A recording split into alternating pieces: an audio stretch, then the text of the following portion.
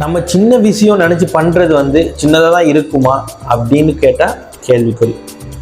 ஒருத்தர் சின்ன விஷயத்த பண்ணுறாரு, அது மூலமாக ஒருத்தருடைய லைஃபே வந்து பெருசாக இம்பேக்ட் பண்ணலாம்.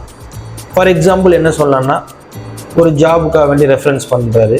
ஸோ அது மூலமாக வந்து லைஃப் எங்கேயோ கொண்டு போயிடும். சின்னதாக ஒரு இது நல்லா பண்ணுவாங்க அப்படின்னு சொல்கிறது தான்.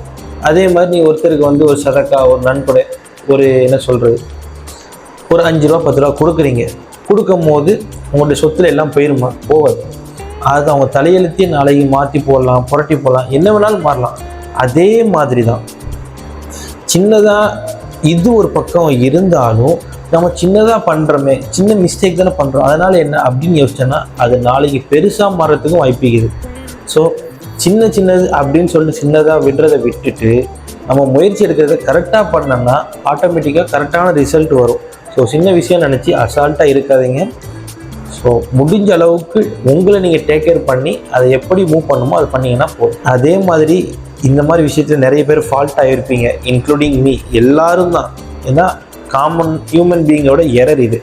ஸோ யார் இந்த மிஸ்டேக் பண்ணிக்கிறாங்களோ இதை அவங்களுக்கு ஷேர் பண்ணிவிட்டு நெக்ஸ்ட் டைம் இதை தெளிவாக இருக்கிறதுக்கு நீங்கள் ஒரு சப்போர்ட்டாக இருங்க. ஒரு ஃப்ரெண்ட்ஸாக இருக்கலாம், ஃபேமிலியாக இருக்கலாம், ரிலேட்டிவ், பிரதர்ஸ் அண்ட் சிஸ்டர், யாராக வேணாலும் இருக்கலாம். Take care.